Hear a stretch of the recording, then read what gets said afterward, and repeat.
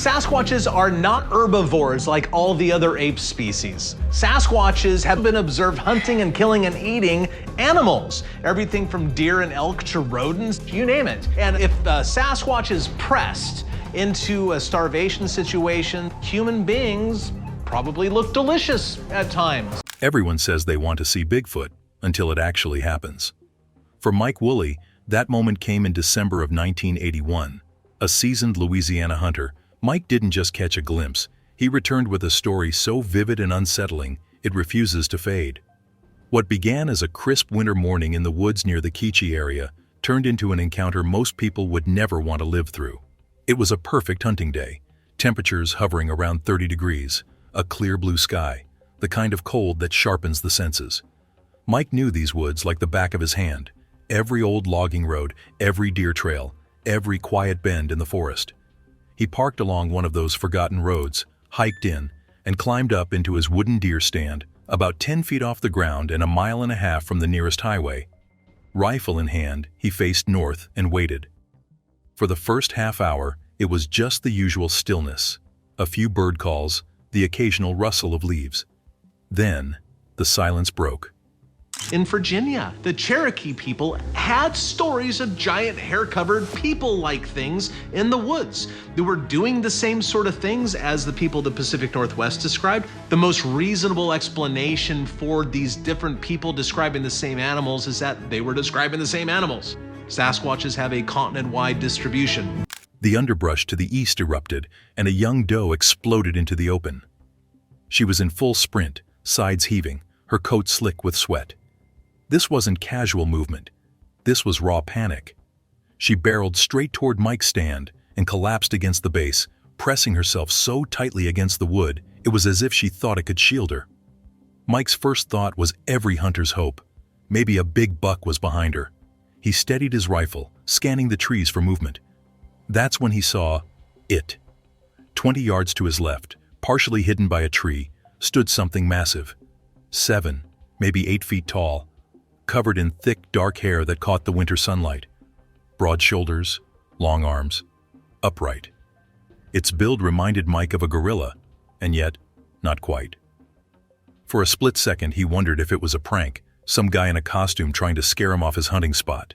He even called out, "Hey, take the head off and get out of here." But the figure didn't move. It just stared at him, unblinking. Mike lifted his rifle and peered through the scope.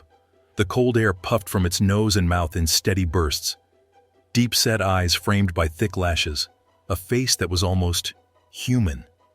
Light brown skin, flat square teeth like a horse's, scaled up in size. The longer he looked, the more he knew. This was no costume. Then it happened. Sasquatches, like all other apes, are known to break and twist trees. Why would a Sasquatch be breaking trees? Apes might break things to show how big and strong they are.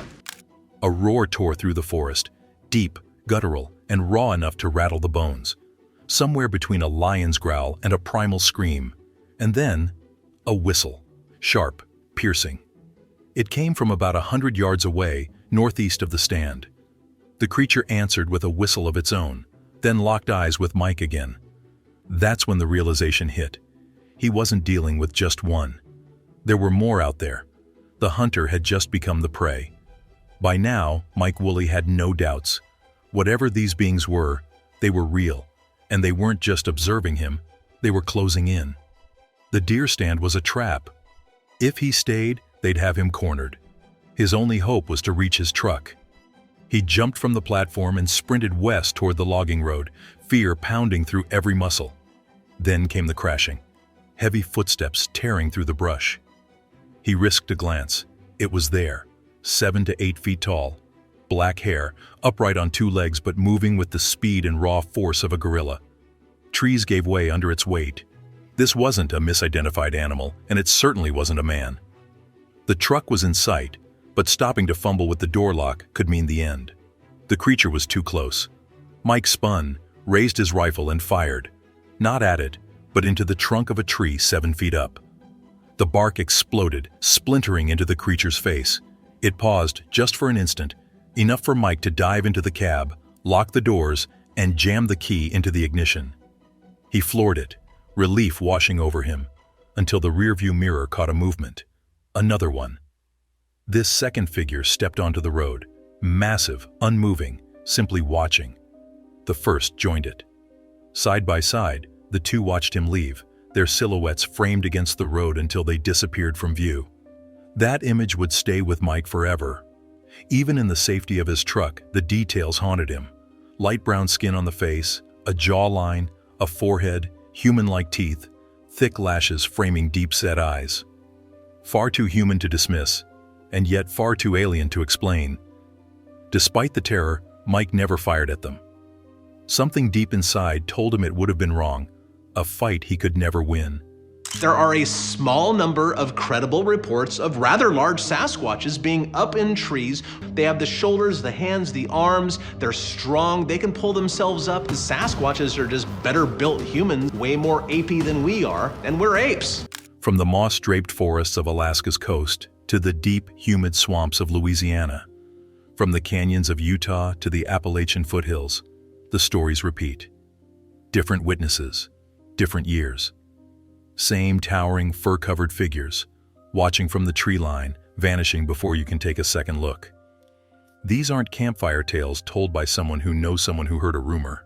These are first-hand accounts from hunters, hikers, researchers, and families who weren't looking for Bigfoot, but found it anyway. Prince of Wales Island, Alaska, the researchers' footage.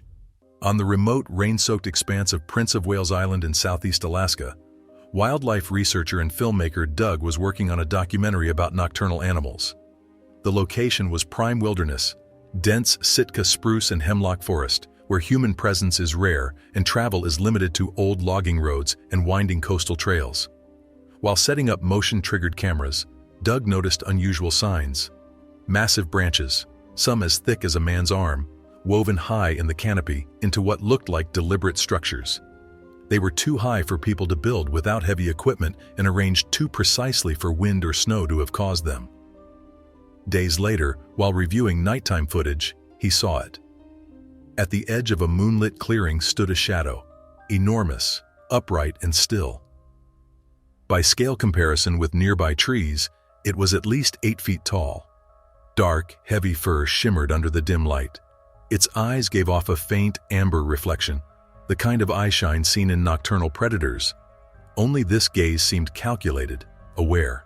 A low, resonant growl rolled across the clearing, deep enough to vibrate in Doug's ribcage. Moments later, a series of rhythmic wood knocks echoed from somewhere beyond the frame. These were not random impacts. They followed a deliberate, evenly spaced pattern. Doug knew Alaska's predators: brown bears, black bears, wolves. None of them stood like this. None of them made sounds like this. The footage and Doug's testimony later appeared on Expedition Bigfoot, where experts analyzed the limb proportions, posture, and behavior, citing it as one of the most compelling modern encounters ever documented. Provo Canyon, Utah, the hiker's film. In the Wasatch Range of central Utah, Provo Canyon carves through steep canyon walls and dense conifer forest, where sunlight barely filters through in some places. Even in the middle of the day, certain stretches feel remote, insulated from human presence. Meeting a grizzled old woodsman named Bauman, who tells a tale of going into a secluded valley to trap beavers and other animals. With 2 partners, only one man got out. They saw a bipedal figure that stank really bad, leaving big footprints, and they shot at it, which is a bad idea. Don't shoot at a Bigfoot. They don't like it. On a crisp autumn afternoon, 2 hikers were following a winding trail when they caught sight of movement about 80 yards ahead. Through the trees, they saw what appeared to be a black bear crouched near the base of a cottonwood tree, rummaging in the leaf litter. Curious, they pulled out a camera, expecting to capture a routine wildlife clip. But as they closed the distance to within 50 yards, the figure straightened, and everything changed. It wasn't a bear. The figure rose to full height, tall, broad-shouldered, with arms that hung well below its waist. Its posture was balanced, its head positioned squarely on its shoulders without the forward slope of a bear's profile. Even at that distance, the face was clear, flat, forward-facing, and unmistakably humanoid. Then came the sound, a deep, guttural growl that resonated in their chests, carrying a message no one needed translated: "Stay back." They did exactly that, retreating slowly while keeping the camera trained on the figure. It remained motionless for several moments, then turned and walked away. When the footage was analyzed later, experts noted 3 key points: the absence of a snout, the symmetry of the facial features, and the fluid, upright gait with purposeful arm swings and long strides. Nothing like the awkward bipedal motion of a bear. Officially, Utah County has only 7 documented Sasquatch sighting reports. Unofficially, local hunters and residents suggest the real number may be in the hundreds. The clip eventually aired on The Proof Is Out There, where it was hailed as one of the clearest and most compelling pieces of alleged Sasquatch video ever recorded. Washington State, the campground intrusion. The Pacific Northwest's wilderness is Bigfoot territory. Millions of acres of old-growth forests, thick with Douglas fir, cedar, and hemlock, where fog hangs in the canopy and the ground stays damp year-round. In one such remote campground, a family was enjoying a quiet weekend when the first signs came. At night, from somewhere beyond the glow of their campfire, came a series of muffled wood knocks, slow, deliberate, evenly spaced. There's a retired cryptolinguist from the US Navy. He's realized that there are phonemic patterns that repeat in the sounds. Those are words.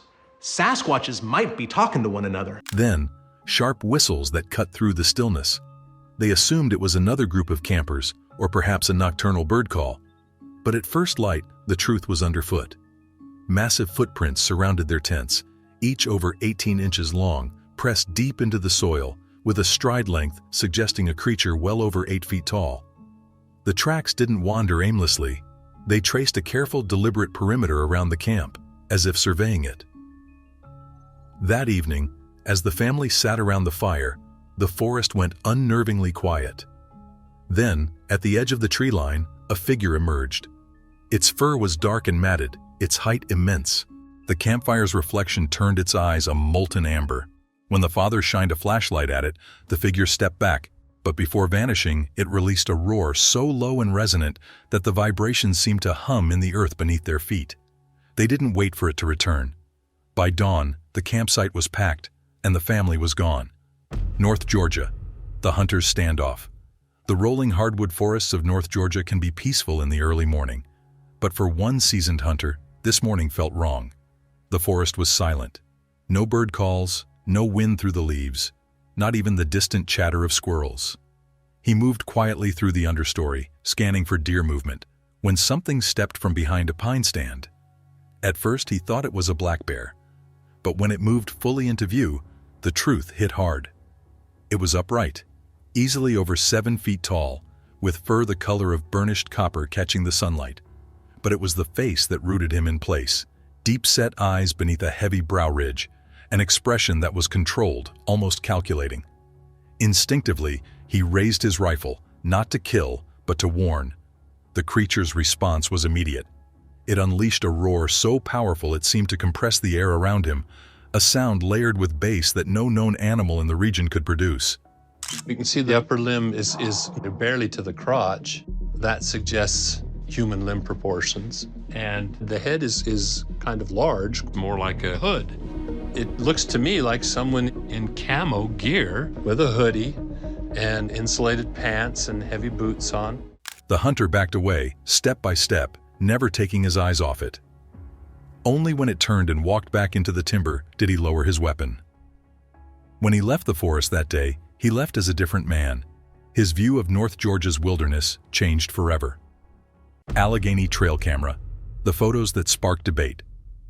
In the autumn of 2007, Pennsylvania hunter Rick Jacobs set up a motion-triggered trail camera deep in the Allegheny National Forest, a sprawling 500,000-acre stretch of hardwoods, ridges, and valleys in the state's northwest.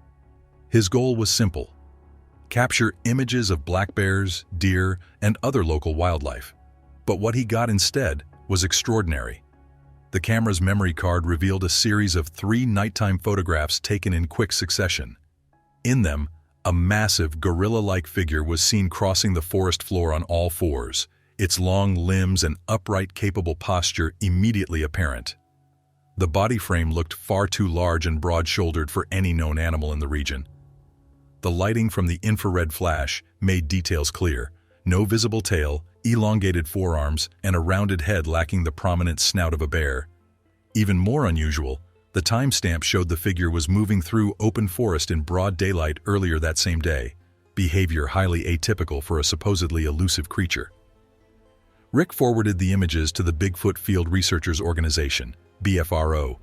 Their analysts studied limb proportions, stride length, and body mechanics, concluding it could be a juvenile Sasquatch, smaller and leaner than reported adults, but with the same disproportionate arm-to-leg ratio.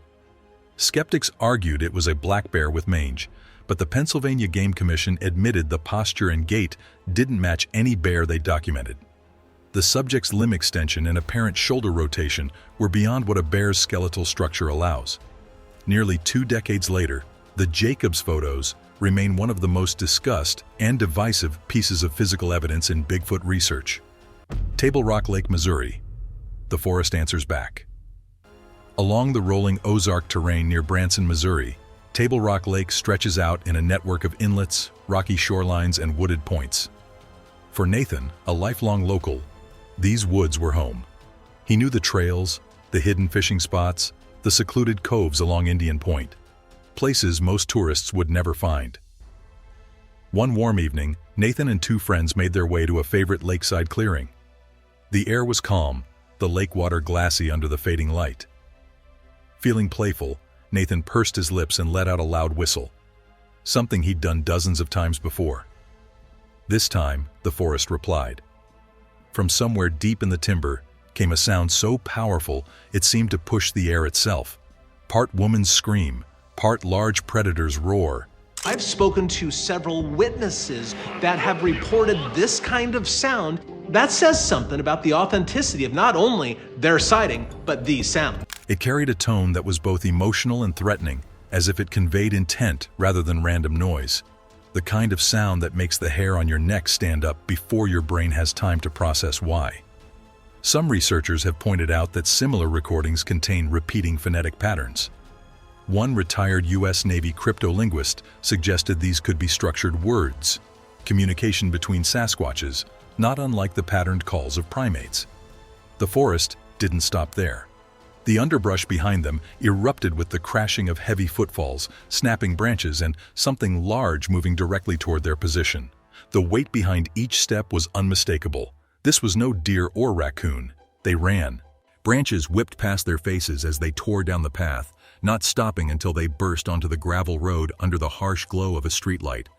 Only then did they feel a flicker of safety. But the silence behind them wasn't comforting. It carried the unmistakable sense that whatever had answered Nathan's whistle was still there, watching from the shadows. Mike Wooley, a second look at that day. Years later, Mike still recalls every moment. The cold, clear weather, the unnerving quiet of the Louisiana woods, the young doe collapsing against his deer stand, then the shadow between the trees, the eyes locked onto him, the roar that tore through the forest, followed by that sharp, deliberate whistle. It wasn't just one creature. There were 2, maybe more. The chase. The crashing brush behind him, the towering figure tearing through the woods like it owned them. The second one stepping into the road as he fled, both of them watching in silence. That single warning shot, aimed at a tree, bark flying into the creature's face, had bought him just enough time. Had it not, he doubts he would have made it out. My recommendation to anybody, if you ever have an encounter in the woods, is don't fool with them, don't make eye contact, don't point, and surely don't point a gun. But what stayed with him wasn't the sound, or even the second creature. It was the face, a jawline, eyelashes, flat, human-like teeth. Eyes that looked back at him with something far beyond animal instinct. Not wild, not random, aware. In that breath-held moment, rifle raised, he realized this was something conscious, something making decisions, perhaps even choosing to let him live. Mike had never believed in Bigfoot before that day. To him, it was a West Coast myth, something from California campfire stories, not Louisiana reality. But reality doesn't wait for belief. It simply arrives. Others have learned that lesson the hard way. Old woodsmen tell stories, like Bowman, who ventured into a secluded valley to trap beavers and left with only one man alive. He claims they shot at a foul-smelling bipedal figure that left massive tracks. His advice? Never shoot at a Bigfoot. They don't take kindly to it. Mike now knows the woods aren't empty. They're not always safe, and they're not all ours. If you ever find yourself face to face with one, he warns, don't try to fight. Don't try to understand it. Just walk away, if you're lucky enough to get the chance. This isn't a fight you can win. The consistency of fear, from Alaska to Utah, Washington to Georgia, Pennsylvania to Missouri, the locations change, but the patterns repeat like a drumbeat. The same terrain, deep wilderness, untouched, far from roads or human noise. The same sounds, deliberate wood knocks, sharp whistles, guttural growls that no known animal makes. This particular vocalization has a definitive sound of aggressiveness. I would say whatever is making this sound is trying to scare this person out of its area. The same feeling? That pressure in the air? The certainty you're being watched? Witnesses agree. These encounters are not chaotic. They are controlled. The creatures could get closer, but they don't. They could attack, but they don't. They let you see them, then they let you leave. And that's what haunts people.